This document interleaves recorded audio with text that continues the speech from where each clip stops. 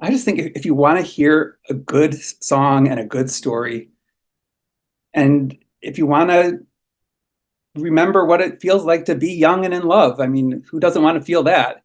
And I think we get to experience that vicariously through these characters and in this world. And yeah, I just think I think it's also important that just coming together as an audience, like coming together with other people. It's sort of what the show is about, and people are sort of living that by just gathering in any group together and sharing something that's life affirming and love affirming. And yeah, I just think I think it's just hard being human, and we should take all the joy we can. I'm Daniel Messé. I'm the composer and co-lyricist of Prelude to a Kiss. And if you want to learn more about Prelude to a Kiss, the musical, listen to this conversation. So when did you hear about the play Prelude to the Kiss, and why did you want to get involved with the team to make this into a musical? The first time I heard about Prelude to a Kiss was from one of my first collaborators ever when I came to New York, a woman named Mindy Dixie, a wonderful lyricist. And she was telling me how she, like, this show is something that she'd always wanted to adapt. And I actually sought it out. Originally, I could only see the movie, but eventually I went to Lincoln Center and saw it, in the library. And it's it's what's magical about this piece is that it is so naturalistic, despite the magic. Like there is this real magic that takes place, but other than that kiss, it's really in many ways a very real story about real people falling in love and then trying whatever they can to safeguard that love. Um, I can't imagine a better world to have a musical in, and because it's got both the authentic emotion and this magical realism that I think you kind of need just to believe that people are going to sing their thoughts. That's always the moment where, like, when the audience first hear a character go from scene to song is such an important moment, because I know most of the time I just am like cringing inside every time it happens. It's one of the reasons why I love through song musicals. It can't work unless the story is based in reality and at the same time totally fantastical. Just for the audience, tell us at least the beginning of Prelude to Kiss as it first starts. It starts at a party where we have two reluctant party goers. Rita, who lives in the building and was just she can't sleep. She can never sleep, but especially when there's this party going on. So she sort of was wandered up to the roof where this party is. And Peter happens to be there, and who also doesn't want to be there, and he's leaving.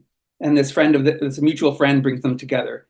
And that's the other thing I love about Craig's writing, is that he doesn't gloss over the falling in love part. It's not just like, oh, these people fell in love and then they're in love. Like, we see them fall in love and it feels believable. Like I'm rooting for this couple because I saw them apart, and then I saw them, you know, put their Venn diagram together, and what they formed together is something really magical and special. You mentioned Craig. You've worked with him more than once. Why do you like working? Why do you like his writing? What is unique about him? Well, as I mentioned, it's the way that he is able to create these worlds that are really based on our real lives, but at the same time, they are full of moments of heightened reality where it's believable that people would be singing. For me, at least, it's believable that people are singing these emotions. And I just find in all of his work, there is that combination of authentic emotion and heightened realism, or heightened experience, I guess, that is just, it's catnip for a songwriter. Talking about songs, can you talk about a couple of the songs in the musical? I know you mentioned in an article, Age of Anxiety, that you said we really figured out the show and the magic because of that song. Yeah, it's Love in the Age of Anxiety was definitely the moment where we really sort of figured out the tone of the show. It's the first time where I was able to really get the sort of strong melody I want without losing the descriptions that we needed it to do. Like we need to show this world that is kind of, that's hard. It's hard to be human and be, surrounded by other humans. It's a hard road. And at the same time, it's other humans that make it worthwhile to be in this world. So how do we express that in song? And I think we captured it. It's got just the right amount of danger, but beauty most of all. Any other song you want to mention any other ones you want to mention that you really are looking forward to the audience to hear? Yes, there's a lot of songs that I really love in the show. We just had the Sitz-Probe, which is where the actors sing for the first time with the band. And, it's for a songwriter, there's no better day than the day when you hear this thing that's been in your head all this time finally realized, sonically at least. And one of the songs that blew me away today was called Map of Us. It's a song, I would call it a Talmudic song in that it's about the show and it's not actually furthering any specific action. You could have maybe one of them in a show without losing the audience. But for me, they really comment on what's really happening. And in this case, it's the lengths that people will go to safeguard love and to protect the love that they built with someone. And it takes place at the lowest moment for many of these characters in this particular story. And it's a triumphant song that really, I think, propels the show into its second act. It's such a choral piece too. It's, many voices a lot of the time. I just love that sound of people singing together. A group singing together. And it allows for a lot of fun to be had texturally. And so I think that anyone who comes to see this show will leave singing a song. That much I know. It is full of, very hooky songs. What do you want the audience to get out of Prelude to the Kiss?